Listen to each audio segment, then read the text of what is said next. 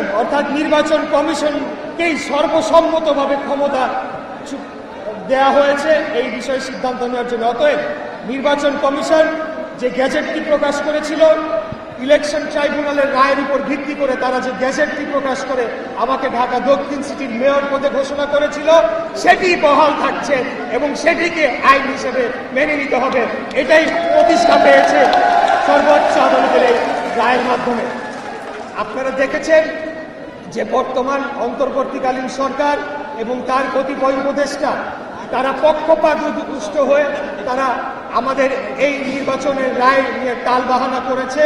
দীর্ঘদিন যাবৎ তারা আমাকে শপথ না পড়ানোর মধ্য দিয়ে বাংলাদেশের সংবিধানকে লঙ্ঘন করেছে, নির্বাচন কমিশনের ক্ষমতাকে তারা অসম্মান করেছে এবং আপনারা দেখেছেন তারা আইনের আদালত মানে না, তারা নির্বাচন কমিশন মানে না, তারা সংবিধান মানে না। তাহলে তারা মানেটা কি?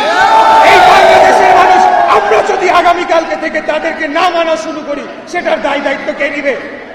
তাদেরকে বসানো হয়েছে এই অন্তর্বর্তীকালীন সরকারকে একটি ছাত্র জনতার রক্তাক্ত গণ অভ্যুত্থানের পরে বাংলাদেশের সকল রাজনৈতিক দল এবং শ্রেণী পেশার মানুষ ছাত্রদের উপস্থিতিতে, বৈষম্য বিরোধী ছাত্র আন্দোলনের ছাত্রদের নেতাদের উপস্থিতিতে বসানো হয়েছিল, যাতে তারা শান্তিপূর্ণভাবে ক্ষমতা হস্তান্তরের যে প্রক্রিয়া সেটিকে সম্পন্ন করার মাধ্যমে জনগণের নির্বাচিত প্রতিনিধিদের কাছে ক্ষমতা হস্তান্তর করে। কিন্তু আমরা যেটা লক্ষ্য করতে পারলাম যে একটা মেয়র, ঢাকা দক্ষিণ সিটির একজন মেয়র, একটা খুবই সামান্য পদ, যদি আমরা পুরা বাংলাদেশের প্রশাসনকে এবং বাংলাদেশের স্থানীয় সরকারকে আমলে নিতে চাই, সেটিকে হস্তান্তর করতে, সেটিকে আদালতের সর্বোচ্চ রায়ের পরেও এখনো শপথ পড়ানো নিয়ে তারা টালবাহানা করছে। তারা কিভাবে আগামী দিনে তাদের অধীনে একটা জাতীয় নির্বাচন নিরপেক্ষ সুষ্ঠু সম্পন্ন হতে পারে, সেটা নিয়ে ইতিমধ্যেই জনগণের মাঝে প্রশ্ন দেখা দিয়েছে। এই সরকার তার নিরপেক্ষতা হারিয়েছে। আমি একটু ধারাবাহিকতায় যদি বলতে চাই, আমাদের এই আদালতের রায় এবং গ্যাজেট প্রকাশ করার পরে আমরা যখন সরকারের কাছে বারবার আবেদন জানালাম, বারবার লিখিতভাবে জানালাম, তারা কিন্তু তোয়াক্কা করল না।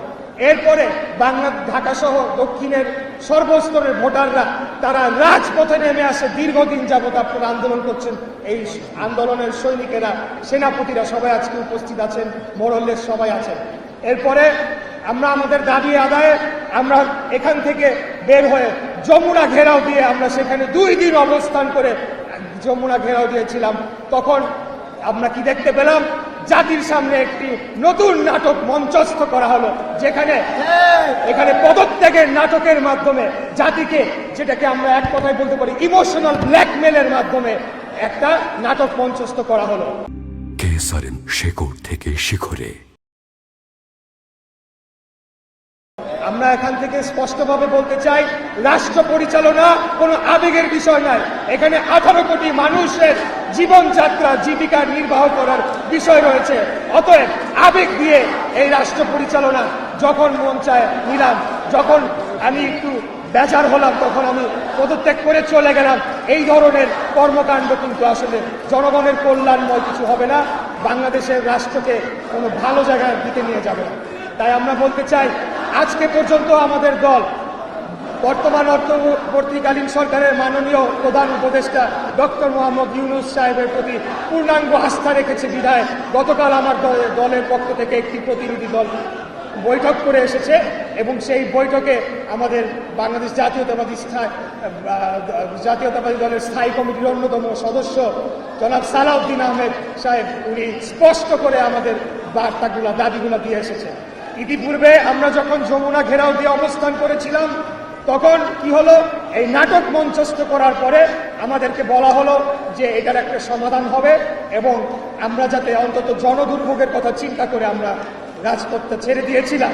কারোর নির্দেশনায় না, আমরা নিজের সিদ্ধান্তে আমরা তখন ভোগান্তির কথা চিন্তা করে আমরা রাজপথ ছেড়ে আমরা ভেবেছিলাম এই সরকার এটিকে সুরাহা করব, কিন্তু না, পরবর্তীতে আমরা দেখতে পেলাম যে তারা কিভাবে এই শপথ নিয়ে টালবাহানা করার মাধ্যমে তাদের যে মুখোশ সেটিকে উন্মোচিত করা হয়েছে এবং বাংলাদেশের বর্তমান অন্তর্বর্তীকালীন সরকার যে নিরপেক্ষভাবে দায়িত্ব পালন করতে পারবে আগামী জাতীয় নির্বাচনের সময়, সেই জিনিসটা শুধু প্রশ্নবিদ্ধ হয় নাই, সেটা জনগণের সাথে প্রতিষ্ঠিত হয়েছে যে এই বর্তমান উপদেষ্টা পরিষদ দিয়ে সেটি অর্জন করা কোনোভাবেই সম্ভব নয়।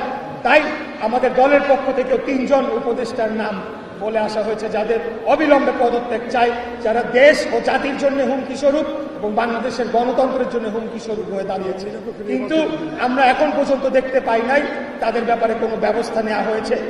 এখন আমি একজন রাজনীতিবিদ হিসেবে, একজন আপনাদের সহযোদ্ধা হিসেবে কয়েকটি কথাই সরকারের উদ্দেশ্যে বলতে চাই।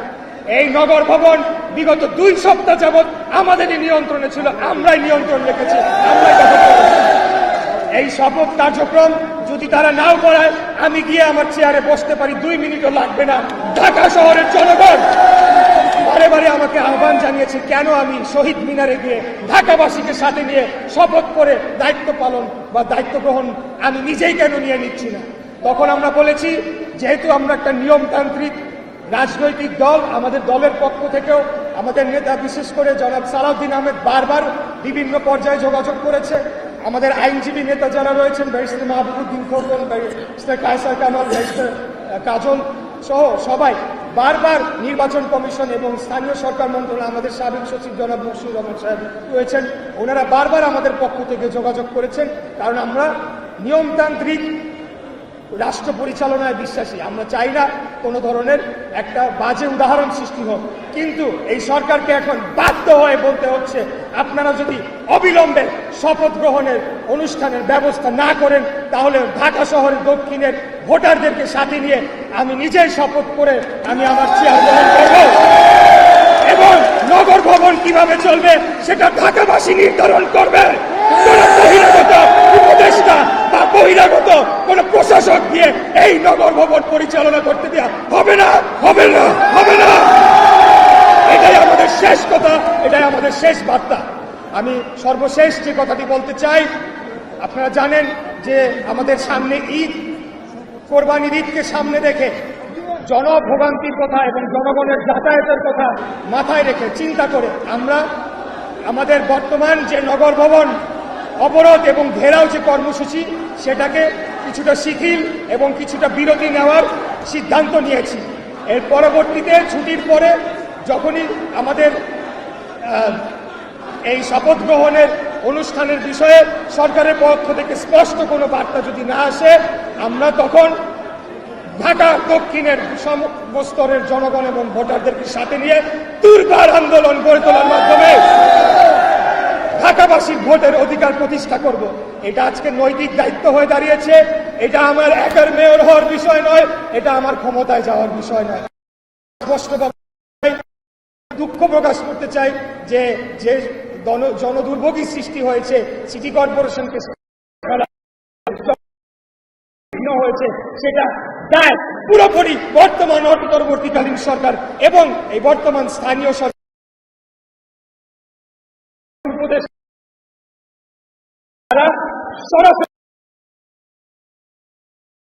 আমার যে অনুষ্ঠান সেটিকে না করতে দিয়ে সরাসরি সংবিধানকে লঙ্ঘন করেছে, আইনকে অবজ্ঞা করেছে, সর্বোচ্চ আদালতকে অবমাননা করেছে। আমরা যদি বাংলাদেশে একটা সুস্থ, সঠিক, অংশগ্রহণমূলক, গ্রহণযোগ্য, নিরপেক্ষ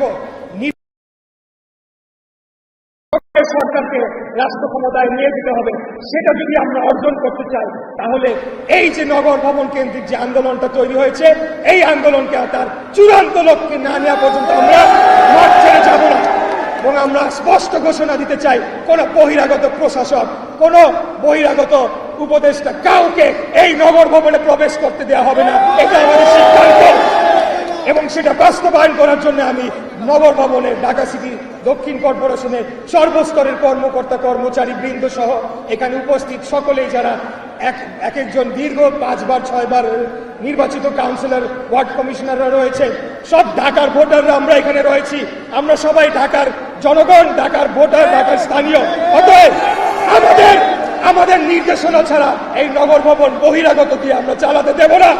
এই অন্তর্বর্তীকালীন সরকারকে বুঝতে হবে যে এখন পর্যন্ত আদালতের রায়ে এবং জনগণের ভোটে নির্বাচিত মেয়র হিসেবে ধানের শীষের প্রার্থী ইশরাক হোসেন বহাল রয়েছে। অতএব যা কিছু করতে হবে আমাদের অনুমতি নিয়ে, আমাদের সিদ্ধান্ত অনুযায়ী করতে হবে। প্রয়োজনে আমরা প্রশাসক বসাবো, প্রয়োজনে আমরা ওয়ার্ডে ওয়ার্ডে প্রশাসক বসাবো। যতদিন না পর্যন্ত আগামী নির্বাচন অনুষ্ঠিত হচ্ছে ততদিন পর্যন্ত আইনগতভাবে সর্বোচ্চ ক্ষমতার এই নগর ভবনের যে সকল কার্যক্রমের অধিকার একমাত্র কেবল আমাদের কাছেই রয়েছে। এটাই হলো আমাদের বার্তা, এটাই হলো আমাদের শেষ কথা। আমরা আন্দোলন ছেড়ে যাচ্ছি না, এই আন্দোলন চলমান থাকবে ইনশাআল্লাহ। এই বলে আমার বক্তব্য শেষ করছি। খোদাফেজ। বাংলাদেশ জিন্দাবাদ, বাংলাদেশ জাতীয়তাবাদী দল জিন্দাবাদ, জিন্দাবাদ, জিন্দাবাদ। আসসালামু আলাইকুম।